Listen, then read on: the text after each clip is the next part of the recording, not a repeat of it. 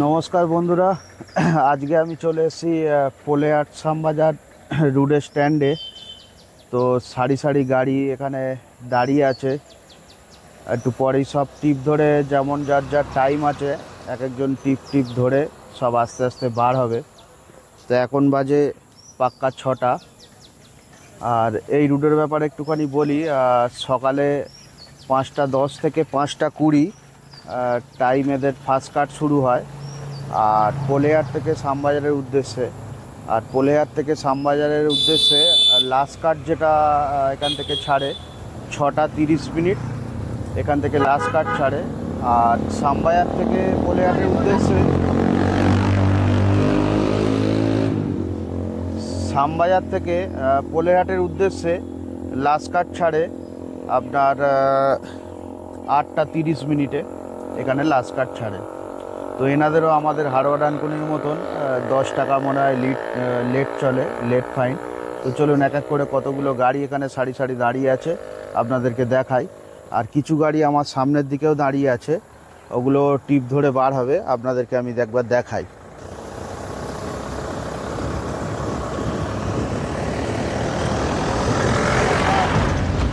তো এই রুটের ইতিহাস সম্পর্কেও একটুখানি বলি।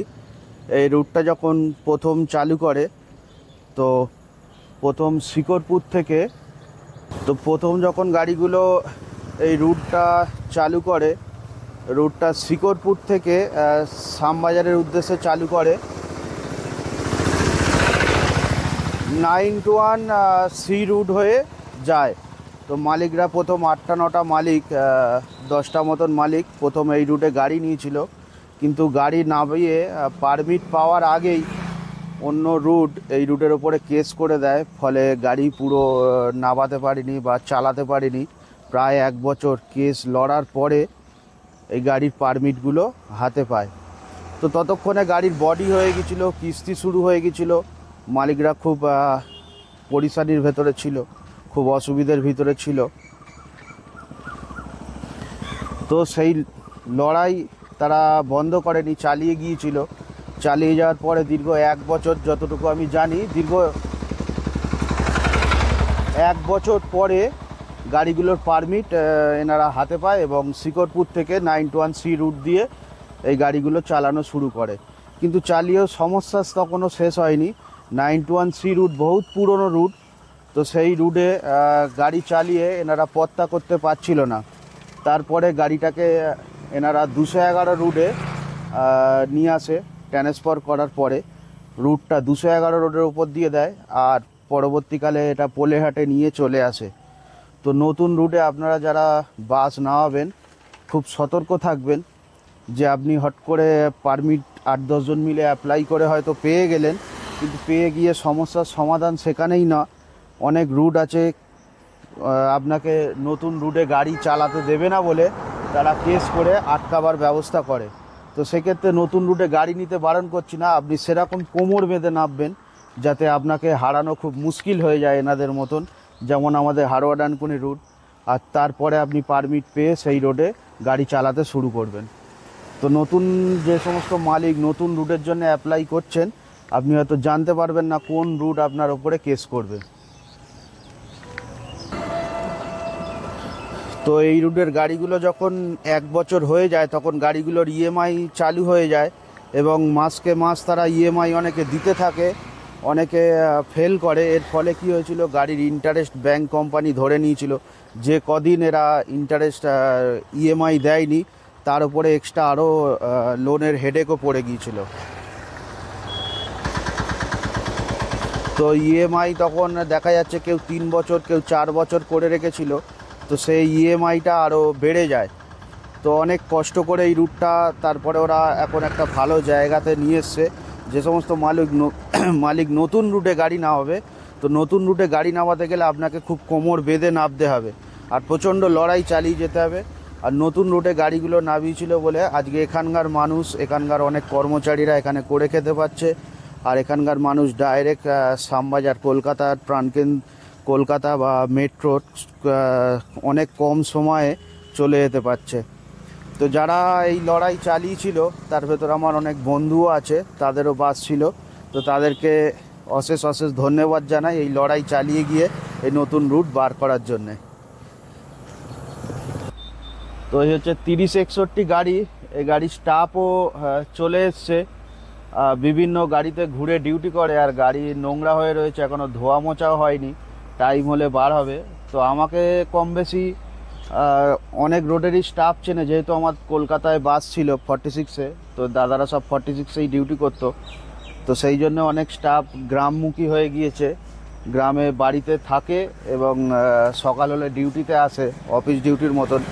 ওই জন্য ডানকুনি রোডের মতনও এই রুটের অবস্থাও, যার সেই সম্পত্তি তাকেই জিম্মেদারি নিয়ে রাখতে হবে, আর যার সম্পত্তি তাকেই জিম্মেদারি নিয়ে রাখতে হবে, আর মালিকের দায়িত্ব থাকবে রাত্রিবেলায় গাড়ি গ্যারেজ করার।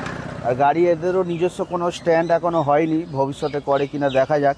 তো গাড়ি রাস্তার ওপরেই রেখে দিয়েছে, আর টাইম হলে এক এক করে গাড়ি ছাড়বে। আর বন্ধুরা, এখন চলে এসেছি আমি সমিতদার গ্যারেজে, যেহেতু একই রোডে পোলেহাট যাওয়া পড়ে, তো ওই জন্য সমিতদার গ্যারেজে আমি চলে এসেছি। এই রাস্তার উপরেই সমিতদার গ্যারেজ পড়ে। তো এই দুটো ট্রাকের চ্যাসেস আমি আগেই দেখিয়েছিলাম আপনাদেরকে ভিডিও করে, তো সেই দুটোর বডি হয়ে গিয়েছে, আর এই বডি কাজ পুরো কমপ্লিট করেছে সমীরদা। তো সমীরদার সাথেও আপনাদের পরে পরিচয় করাবো। কেউ যদি 16 চাকা গাড়ি নিতে চান তো সমীরদার গ্যারেজে যোগাযোগ করতে পারেন। সমীরদা তার বডি খুব ভালো এবং মজবুত কোয়ালিটির বানায়, এবং অন্যান্য জায়গায় যে সমস্ত বডি করে তারা যে ধরনের প্রাইস নেয় সেই প্রাইসের ভেতরেই সমীরদার লোক হিসাবেও খুবই ভালো। আর গাড়ির কোয়ালিটি যে মজবুত কোয়ালিটি, যে সমস্ত জায়গায় পার্টস যেগুলো দিলে খুবই মজবুত হবে বডির ক্ষেত্রে, তো সেই সমস্ত জায়গায় সমীরদা খুব মেনটেন করে, যেহেতু গাড়িগুলো বালি পাথরে চলে, কখনো ওভারলোডও হতে পারে সেই হিসাব করে। তো চলুন গাড়িগুলো আপনাদেরকে একটু দেখাই। তো এই হচ্ছে দুটো 16 চাকা গাড়ি। তো টাটা কোম্পানির চ্যাসেস ছিল, এখনও নাম্বার প্লেটও হয়নি। গাড়ি বডি কালার খুব সুন্দর করেছে সমীরদা, খুবই সুন্দর কালার করেছে, বডির কাজও খুব সুন্দর করেছে। এই চ্যাসেসগুলোর ফটো আমি আগেও দেখিয়েছিলাম আপনাদেরকে, চ্যাসেসের ভিডিও। তো এইখানে একটা হাড়োয়া ডানকুনির বাস হয়েছিল, তো সেই বাসের ভিডিও আমি করে নিয়ে গেছিলাম, ফটোও তুলে নিয়ে গেছিলাম, তখন আপনাদেরকে এই যে লরির ভিডিও আপনাদেরকে দেখিয়েছিলাম। আর পিছনের লুকটা এরকম করেছে। তো কেউ 16 চাকা যদি গাড়ি নেন অবশ্যই সমীরদার সাথে যোগাযোগ করবেন। সমীরদার ফোন নাম্বার আমি আপনাদেরকে ইউটিউব চ্যানেলে আপনাদেরকে দিয়ে দেবো এই ভিডিওর মাঝখানে। আর এই হচ্ছে সমীরদা। তো সমীরদার কাছে যে সমস্ত মালিক নতুন বাস নামাতে চান আপনারা বা ট্রাক নামাতে চান, অবশ্যই সমীরদার কাছে আপনারা যোগাযোগ করবেন। একবার সমীরদার নাম্বার আমি ইউটিউবের ভিডিওতে আপনাকে দিয়ে দেব। আর সমীরদা খুবই ভালো মিস্ত্রি, গাড়ি যে সমস্ত গাড়ি বডি বানিয়েছে সবাই নাম করে, এবং গাড়ি মজবুতের দিক দিয়েও খুবই মাথায় রাখে, এবং গাড়ির ওয়েটের দিক দিয়েও, যাতে গাড়ির ওয়েট না বেশি হয়ে যায়, মাল যাতে ক্যারি করতে পারে, ফুয়েল সার্ভিস যাতে পায়, সেদিকেও প্রচণ্ড পরিমাণে ধ্যান রাখে। তো আসি সমীরদার সাথে আবার আপনাদের নতুন একটা ভিডিওতে আমি পরিচয় করিয়ে দেব এই গ্যারেজের হিস্ট্রি সম্পর্কে। আর এই গ্যারেজটা হচ্ছে পাকা পোলে। আসছি বন্ধুরা। তো আসি বন্ধুরা, আবার দেখাবে নেক্সট ভিডিওয়। তো আমার এই ভিডিও ভালো লেগে থাকলে আপনারা আমাকে লাইক করবেন, কমেন্ট করে জানাবেন এবং সাবস্ক্রাইব করে দেবেন, তাহলে আমি আরও নতুন নতুন ভিডিও করার জন্য আরও রেডি থাকবো, আমি উৎসাহ পাবো।